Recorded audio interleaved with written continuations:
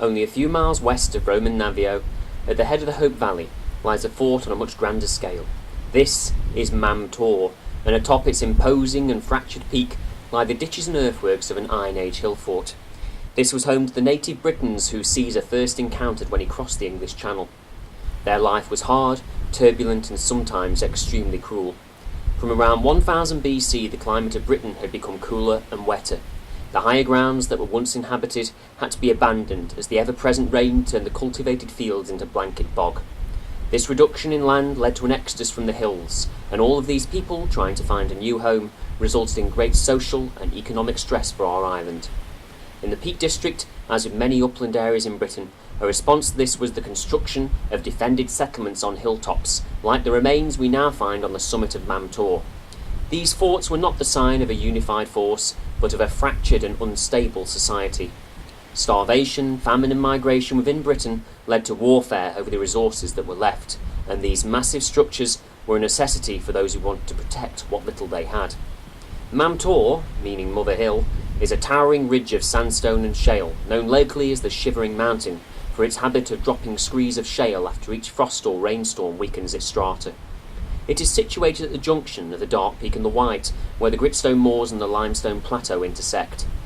The hill fort covers over 6 hectares and is enclosed by a massive rampart 3 metres high, with a ditch 2 metres deep following the 480-metre contour. To the southwest, no defences were necessary as the summit ends in a sheer cliff. There would also have been a timber palisade and strong wooden defensive gates at the 2 entrances. Inside, the hill fort rises for a further 38 metres to the summit, with the remains of over 100 hut platforms to either side. There were platforms terraced into the hillside on which the walls of the small huts were built. A spring to the northwest would have provided water.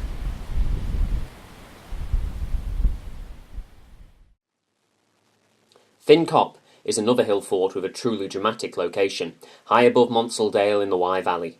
The remains of a rock-cut ditch originally 2 metres deep and an inner rampart, which once had a very substantial dry stone wall some 3 to 4 metres high, can still be seen, though in a much denuded state when compared to Mam Tor.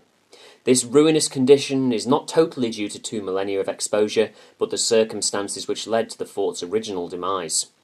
Excavations took place here between 2009 and 2010 and revealed that the bank and ditch circuit was never completed.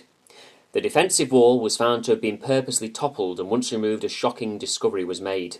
The bones of 3 women and 6 children were haphazardly strewn amongst the grey limestone. This was definitive proof that the fort was ransacked before it was even completed. The women and children were killed immediately, and the men most likely taken away as slaves. Radiocarbon dating places the horrific event between 440 and 390 BC. After these revelations, the piece of another puzzle fitted into place.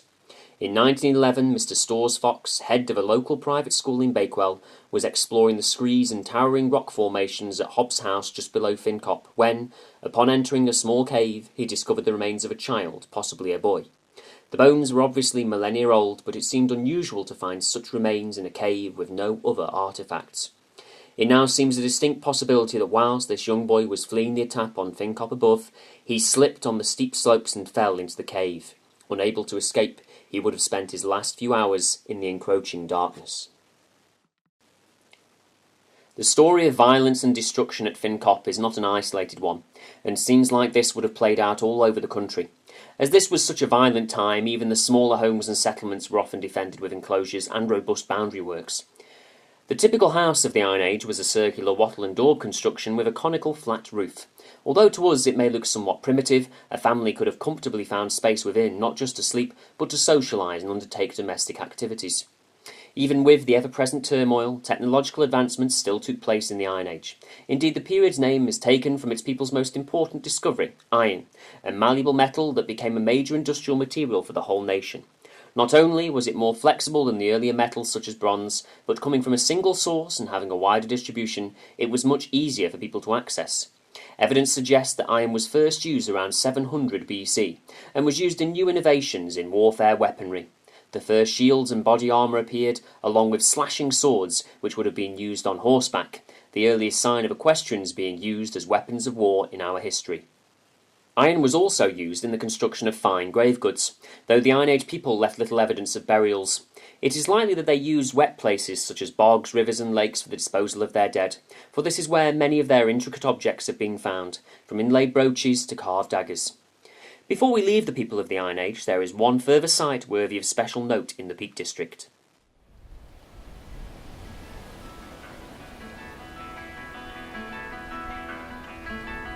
On the northeast extremity of the Peak District, just before the high ground gives way to the sprawling city of Sheffield, are the Hathersage Moors. They are home to a large number of archaeological features, but one stands out above all others.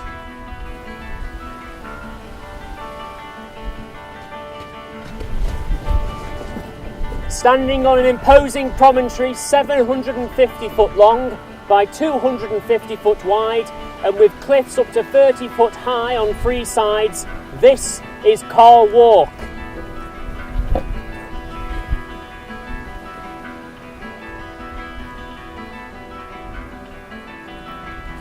The massive cliffs provided an impenetrable natural defence in this desolate location.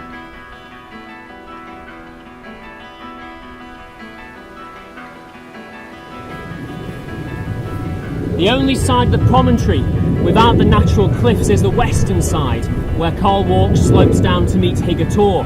Here, defences have been put in place. This massive wall of grit, stone and earth has been built up to 10 foot high in places, offering a formidable defence.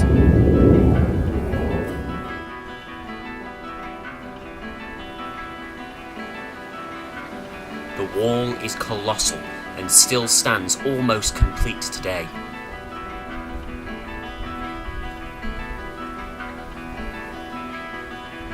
There is one entrance abutting the western wall, which curves south towards Burbage Brook. With the side still over 2 metres high, it would have been easily defendable. The evidence of our eyes may suggest that this is an Iron Age hill fort, but once you enter into the site, questions should be asked, for the entirety of it is boulder strewn, meaning there was no permanent settlement here. Could it indeed have just been a place of refuge, or could it date back even further in time?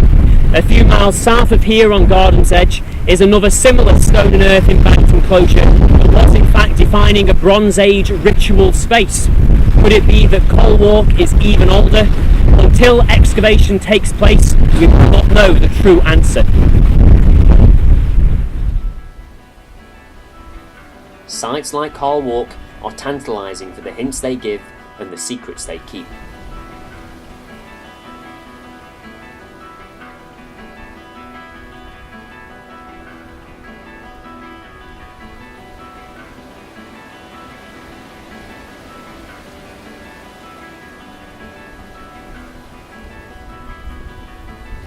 The Heather Moors appear as some vast tract of wilderness in a ring around the Peak District and mark the highest points to the north, east and west. Heather itself is a much valued plant, its branches used in thatch, brooms, bedding, rope, and its blossoms used in honey and ale. But the Heather Moors are not as wild as they may seem, for it was the climatic change that was in full swing by the start of the Iron Age, and the overcultivation of the fields at high altitude for centuries before, that caused the blanket peats to form. These moorlands are carefully managed today, to stop scrub growth and keep the open and wild landscape. For more than anything, these are game reserves. On the glorious 12th of August, people come from all over the world to take part in grouse shooting on many of the grand upland estates.